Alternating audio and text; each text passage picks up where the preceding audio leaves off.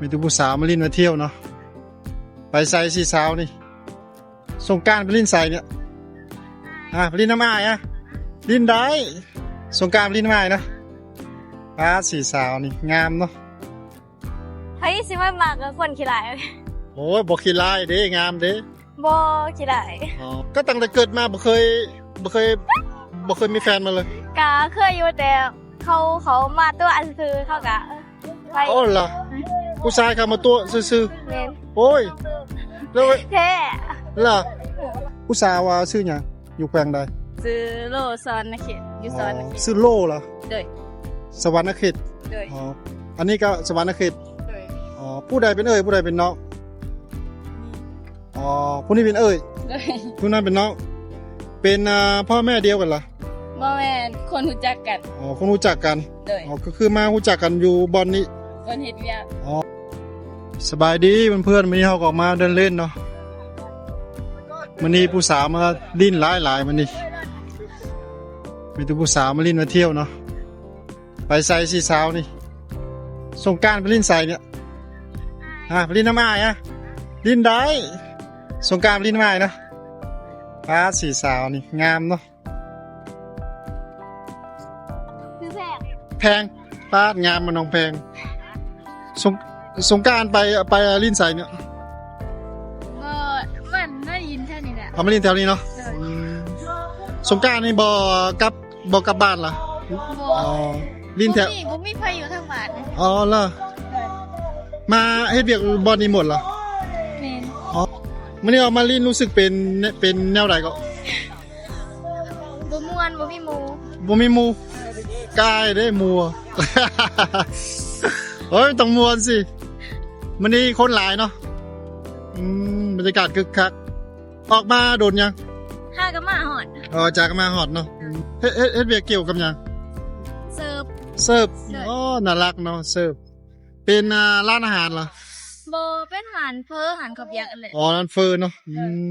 แล้วรู้สึกเป็นจังได๋เวียกปัจจุบันก็ม่วนอยู่พ่อเฮ็ดอยู่แล้วความฝันของผู้สาวมักเฮ็ดเวียกเกี่ยวกับหยังก็อยากเฮ็ดมีความฝันบ่อยากไปเรียนอยากไปเรียนล่ะสงสารเนาะก็คืออยากไปเรียนต่อแม่ไปเรียนหยังไปเรียนภาษาหรือเรียนหยังเรียนทั่วไปนี่แหละเรียนยังบ่จบเด้เฮ็ดมาเฮ็ดเวียกก่อนสู้ๆเด้อมีเอ้ยน้องจักคนก็8คนเลยโอ้ยก็สิหลายได้แม่น้อง8คนมีผู้หญิงจักคนผู้ชายจักคน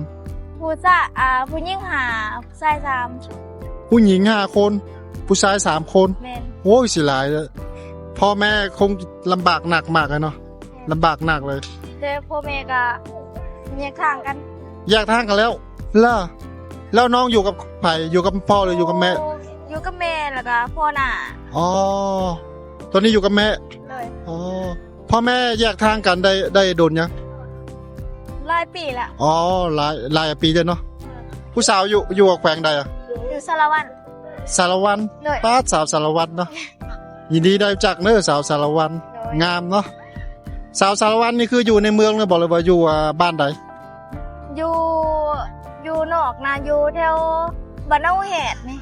อยู่แถวบ้านน้องแหกเลยสู้ๆเด้อพี่ให้กำลังใจเลยตอนนี้อายุจักปีแล้ว16 16เนาะก็ยังสาวเป็นสาวเนาะตอนนี้ก็เฮ็ดร้านอาหารเนาะร้านอาหารนี่ได้เงินเดือนดีป่ะ3 ล้านแต่เขาเอาเป็นวันล่ะเฮ็ดเวียกเสร็จวันใดก็จ่ายวันนั้นเลยแม่นเฮ็ด10:00 น 6:00 นเช้าแล้วมีมื้อพักเวียกบ่โอ้ยบ่มีแม่นโอ้แต่ลำบากเนาะคือเฮ็ดเวียกตึมๆเลยป้าแล้วสำหรับผู้สาวนี่เศรษฐกิจปัจจุบันนี่เฮ็ดเวียกเงินเดือนได้ประมาณกี่ล้านถือจะโอเค4 ล้านขึ้นไปสูงสุด4 ล้านขึ้นไปเนาะเดี๋ยวนี้ค่าจะจ่ายอะไรมันก็แพงเนาะ อืมแล้วออกมาช้อปปิ้งบ่อยปะแล้วเดือนหนึ่งไปซื้อเครื่องปะไปช้อปปิ้งปะ เดือนหนึ่งผู้บ้านอยู่2 เทื่อนี่แหละ อ๋อก็เดือนหนึ่งออกช้อปปิ้งประมาณสองเทื่อเนาะอ๋อแล้วแต่ละเทื่อช้อปปิ้งนี่ต้องใช้เงินหลายปะใช้ประมาณกี่แสน 200,000 เลย อ๋อก็เวลารับเงินเดือนได้ส่งเมื่อบ้านปะ บ่ได้ส่งเพราะแต่ว่าเดือนนี้ได้ส่งหลานหา อ๋อเป็นลูกที่ดีมากเนาะส่งล้านหน้าเดือนในบริส่งก็ แต่เอาให้แม่ อ๋อมีแต่เอาให้แม่ เลย อ๋อเดือนในบริส่งก็เก็บไว้เนอะเก็บฝากไว้ธนาคารยามเจ็บป่วยยามลำบากก็มีที่พึ่งพาเนาะแล้วแม่อยู่บ้านได้เฮ็ดหยังบ่หรือว่าอยู่ซื่อ เฮ็ดแม่บ้านนี่แหละ ๆอ๋อแม่ก็ไม่เฮ็ดเวียกอยู่นี่ด้วย นี่ อ๋อตอนนี้น้องก็เฮ็ดเวียกอยู่กับแม่ เลย อ๋อ เฮ็ดคนละหมองแต่พักกับแม่ เฮ็ดคนละบอลเนาะ เลย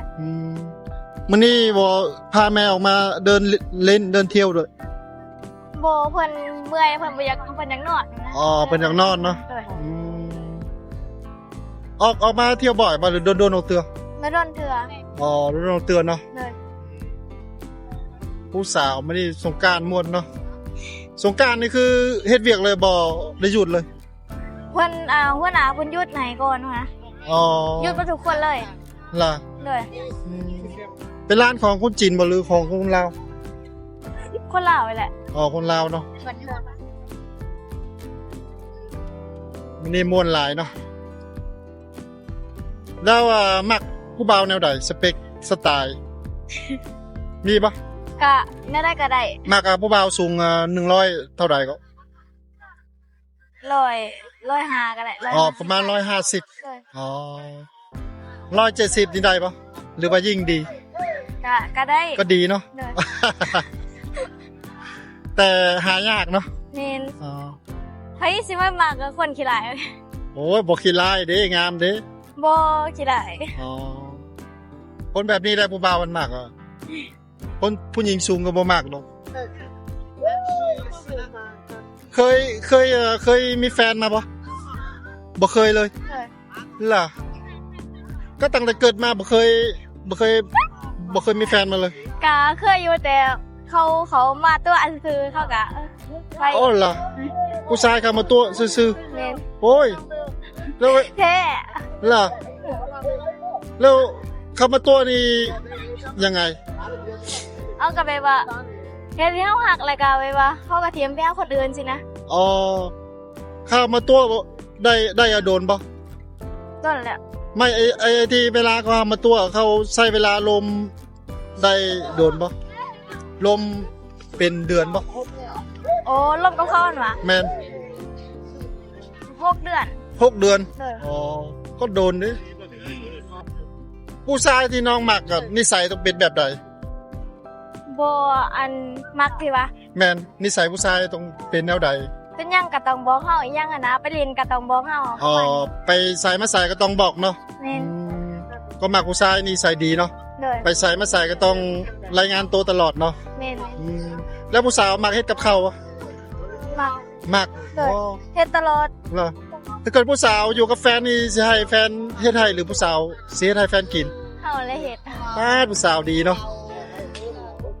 ถ้าเกิดอยู่กับแฟนก็เฮ็ดให้แฟนกินเนาะมื้อนี้ขอให้ลินมีความสุขเด้อ โดย บ่ไปขี่รถซิ่งเหรอมักบ่ โอ้ย อ๋อขี่บ่เป็นเนาะสงกรานต์บรรยากาศคึกคักม่วนหลายเนาะ โดย รู้สึกตื่นเต้นปะ แม่น ตื่นเต้นเนาะ โดย อันนี้คือเป็นครั้งแรกเลยเนาะ แม่น อ๋อแต่สงกรานต์ที่เคยผ่านมาก็เล่นอยู่ต่างแขวงเนาะอ๋ออันนี้เป็นครั้งแรกเล่นในเมืองก็รู้สึกตื่นเต้นเนาะ แม่น ขอบใจละลายเด้อ โดย วันนี้ขอให้ลินเที่ยวมีความสุขเด้อ โดย เกบายออกมาลินรู้สึกเป็นยังไง ม่วนดีม่วน ม่วนดีเนาะ โดย ออกมาลินบ่อยปะหรือโดนเอาเตือ โดนน้องเถื่อ อ๋อโดนเอาเตือเนาะ โดย ผู้สาวว่าชื่อหยังอยู่แขวงใด ซื้อโลซอนนะเขตอยู่ซอนนะเขต ชื่อโลเหรอ โดย สวรรณเขต โดย อ๋อ อันนี้ก็สวรรณเขต โดย อ๋อผู้ใดเป็นเอ่ยผู้ใดเป็นน้อง นี่ อ๋อผู้นี้เป็นเอ่ย โดย ผู้นั้นเป็นน้องเป็นพ่อแม่เดียวกันเหรอ บ่แม่นคนรู้จักกัน อ๋อคงรู้จักกัน โดย อ๋อก็คือมารู้จักกันอยู่บอนนี้ ก่อนเฮ็ดเวียก อ๋อสงกรานต์นี่จะบ่มือบ้านบ่ หลังสงกรานต์จะกลับ อ๋อโอ้หลังสงกรานต์สิกลับมันสิม่วนบ่ กลับเพชรกลับเพชรยังมันหลังสงกรานต์สิกลับหลังสงกรานต์ก็เมื่อยามพ่อแม่เนาะ โดย อืม เดี๋ยวว่าหาก็มาเด้ แล้วจากกันมา ได้เดือนเดี อ๋ ย อ ว ได้เดือนเดียว โดย อ๋อ หันแหนม อ๋อร้านแหนมร้านแหนมเนืองเนาะ โดย ผู้สองสาวให้เลือกร้านแหนมเนือง ถ้าเกิดจะกินแหนมเนืองนี่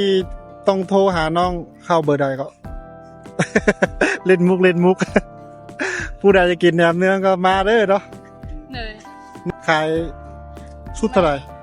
ใหญ่5แสน อ๋อ 5น้อย ชุดใหญ่250,000อ๋อแล้วชุดธรรมดาล่ะ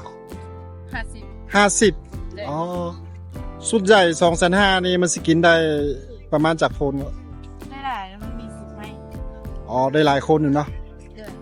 ร้านเปิดจากโมงถึงจากโมง 7 ตรง 7 โมงเช้า โดย ปิดจากโมง เป็นโมงครึ่ง 8 โมงครึ่งอ๋อเปิด7 โมงเช้าปิด2 ทุ่มครึ่งได้เงินเดือนดีปะ ก็ดีอยู่ว่ากินอยู่น้ำลาว อ๋อได้เดือนประมาณจากร้าน 2ล้านห้า อ๋อ2.5 ล้านเนาะแล้วความหมักของผู้สาวหมักให้เวียกเกี่ยวกับหยังก็ ได้เบิด ได้หมดแต่ก็สดชื่นเนาะ โดย ปัจจุบันก็อยู่ยังโสดเนาะ โดย มักผู้บ่าวแนวใดสเปคมักผู้บ่าวแบบไหน ปัดเป้ถึงเอ บ่าวทรงเอป๊าดผู้สื่อข่าวล่ะมักผู้บ่าว ได้เบิด อ๋อได้หมดตึก บ่ติด อ๋อได้หมดเนาะผู้แสดงก็มักผู้บ่าวทรงเอเนาะ สงสักมาเลย อ๋อมักผู้บ่าวมีรอยสักบ่หรือว่าได้หมดเนาะมักรุ่นอายบ่มักเนาะ